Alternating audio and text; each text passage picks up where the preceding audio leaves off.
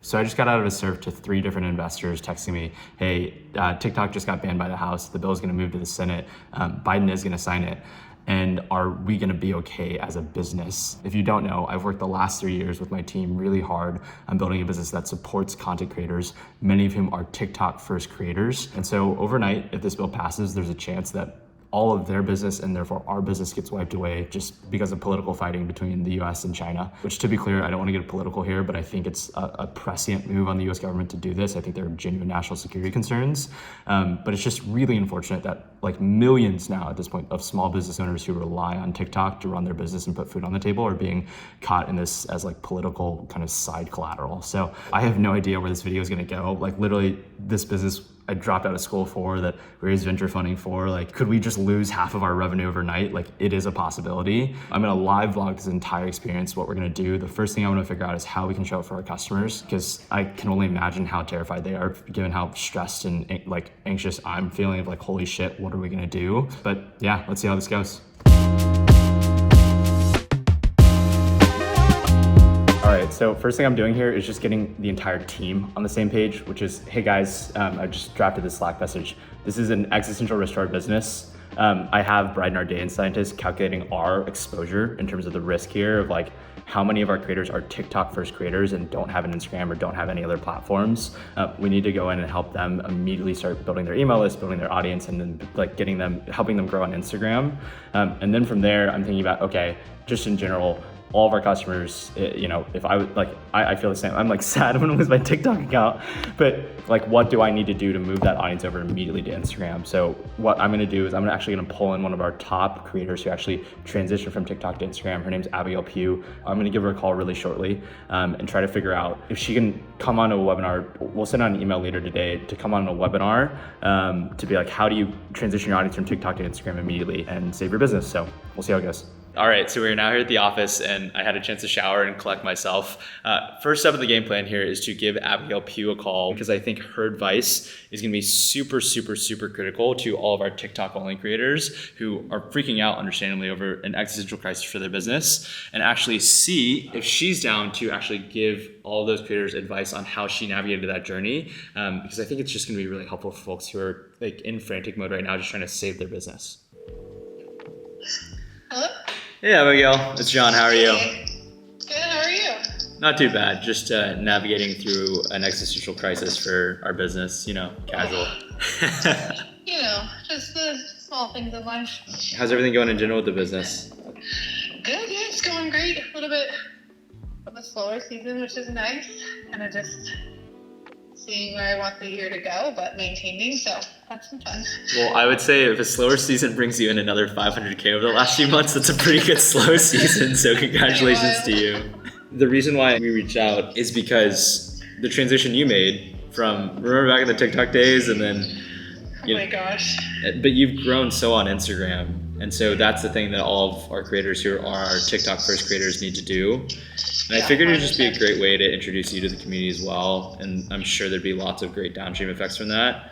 Like I had actually already, funny enough, been thinking about bringing you in for a webinar just in general to help people create digital products next month anyways. And so I'm like, well, this happened. So if you'd be down. Yeah, I would love to. Cool, wonderful. I think the more tactical we can get to of like, hey, like this is one of the videos I did, or this is a kind of video you could do, or this is how you can get people to go to your email list from TikTok, any of that stuff.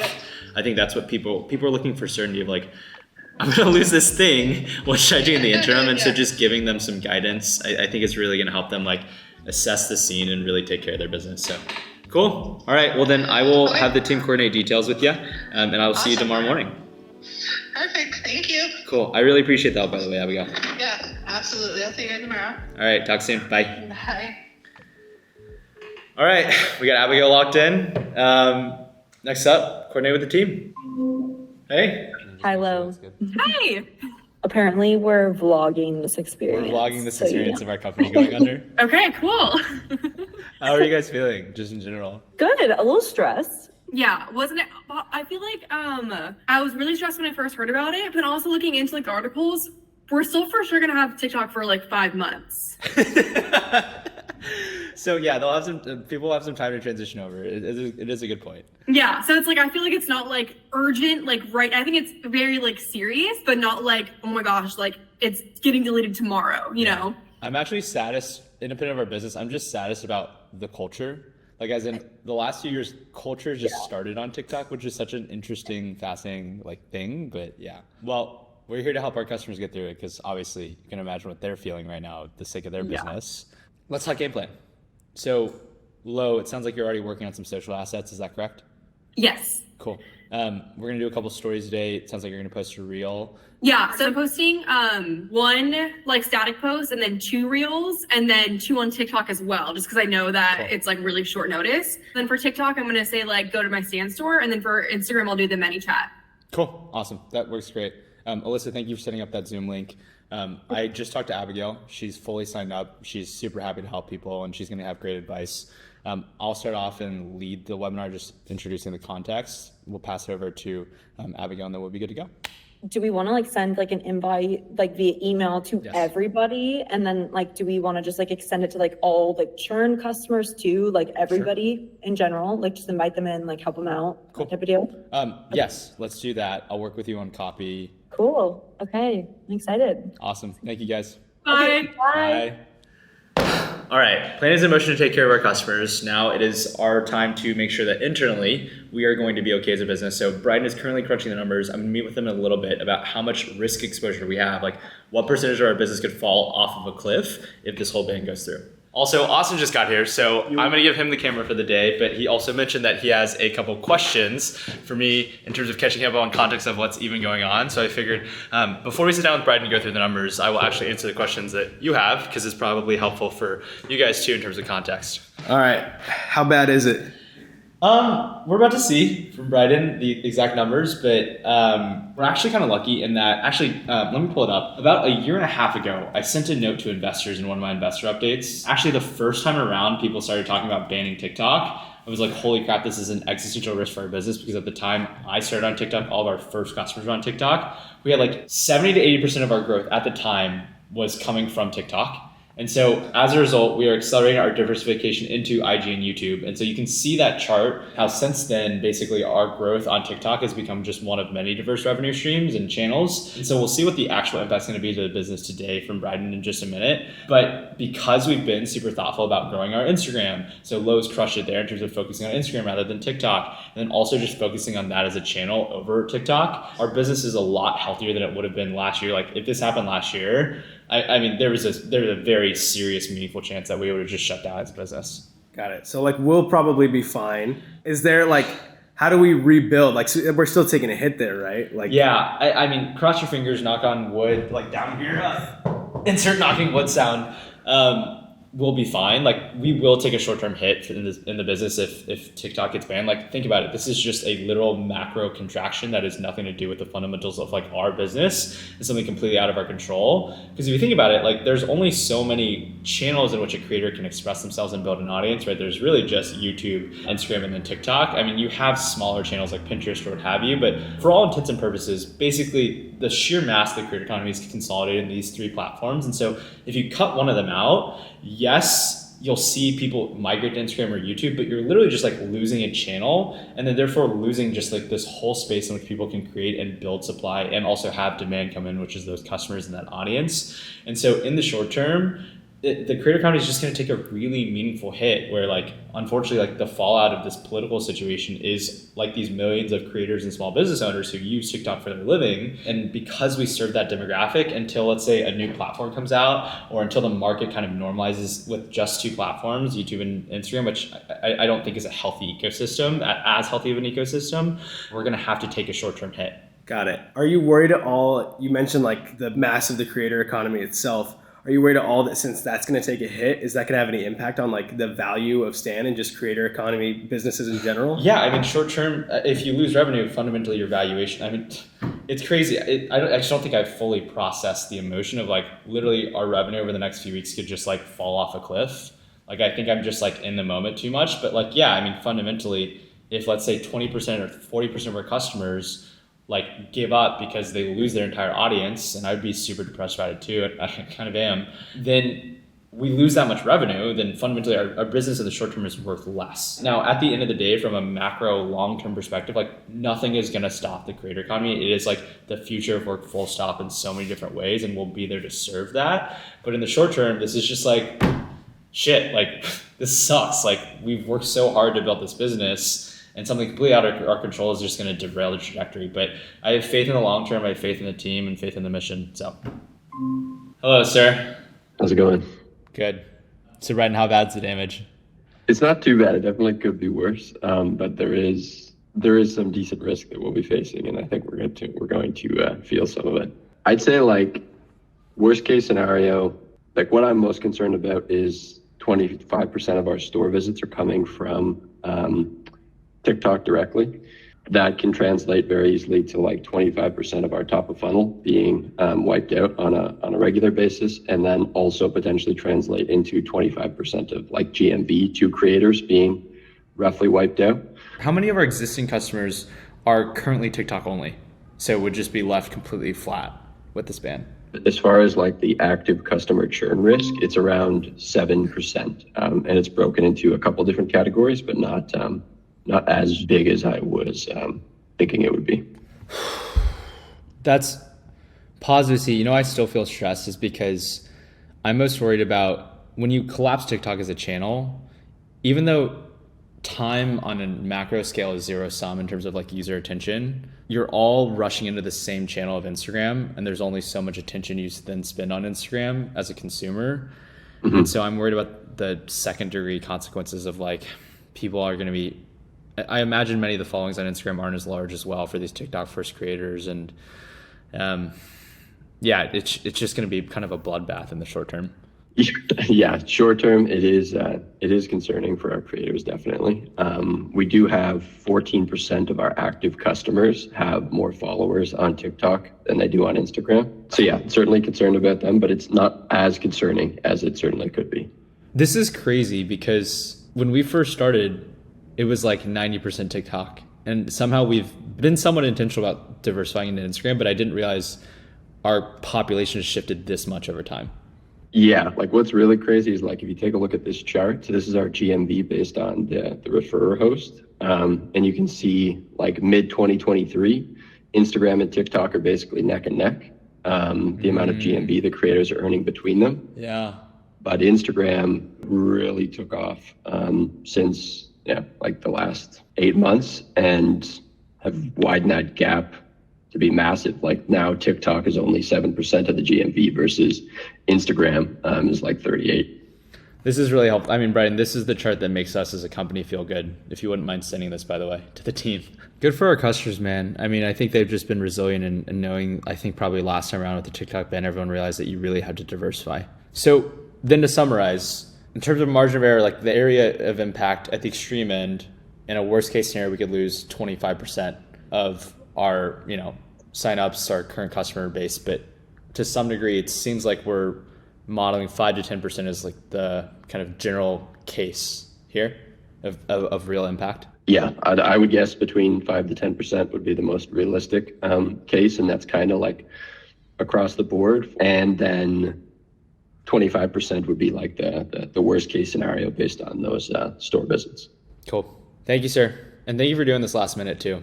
Tomorrow we've got the webinar going. We're going to do everything we can to help the folks that are in that kind of 10% category. We'll go from there. So our business isn't going to go under, hopefully. So coming off that call with Bryden, I pulled up our analytics for today. We just hit 50K customers as a really awesome milestone. And so of course, like this comes across and like is going to shit on that. But and also 24 million ARR. I mean, I've got to circle back with our investors here, but losing 10 to 25% of our business overnight is going to give me a lot of stress.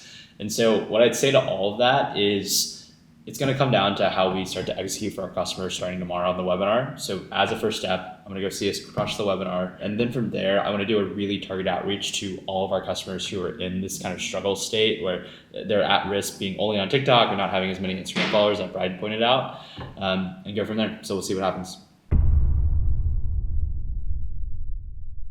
Did you hear how many signups we had? 540. The most ever. Literally, we announced it like less than 24 hours ago. Crazy. No, 595. Wow. I just refreshed it. That's a lot. That is. All right, let's hit it. Ready? Okay.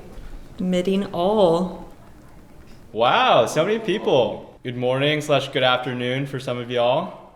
So glad we all get to hang out on this momentous, totally fun and not stressful occasion. Why don't we go and get started? Hello, everyone. I wish we could be meeting on less stressful terms, maybe. But for those of you who don't know, my name is John Hu. Jayhoovy is my Instagram handle. I'm the founder and CEO of Stan, and actually started my career on TikTok. So TikTok is very special to me as a place. I think over the last few years, it was where culture started. The last few years, like anything that you talked about with your friends, it was because it was on TikTok. So it's a really beautiful place, and it's unfortunate that we as small business owners and entrepreneurs are getting caught up in as political collateral with everything else going on. So what I figured we'd do is, as soon as the house ban hit yesterday, I was like, holy crap, this is probably going to go through. And our mission here at Stan is to make sure that you're not stressed, and we're helping you guys as much as possible. And there was no one that I thought better to bring in to actually share tips specifically on how to grow from TikTok and move your audience there to Instagram than Abigail. But before I introduce her, just to level set context that we have and how we're thinking about the situation so you all are best prepared, we think there's a pretty high likelihood that this ban goes through. The one way that I would describe to the team is I've been an American citizen now for basically my whole life of 30 years. Unfortunately, I've never seen our Congress be as bipartisan as I've seen in terms of how swiftly they've moved on this. So no matter what, this is a stressful situation if you have an audience on TikTok. Like I myself am really sad about potentially losing that. But the good news is that it's not immediate and we have plenty of time. And so I know it feels really stressful and anxious right now. We're going to give you all of the tools today. Specifically, we have one of the top creators on Stan, just in general, one of the top creator entrepreneurs, in my opinion, out there right now building a business, about to give you guys advice on how to port that over. We've also thought a lot about that. We'll jump into. So by the end of this webinar here, you'll have ideally many of the tools that you'll need to think about how do you convert your TikTok audience over to Instagram, over to an email list so that you're well prepared if TikTok eventually gets the axe. So that being said, I will turn it over to Abigail Pugh. Hello everyone, I'm so excited to be here today.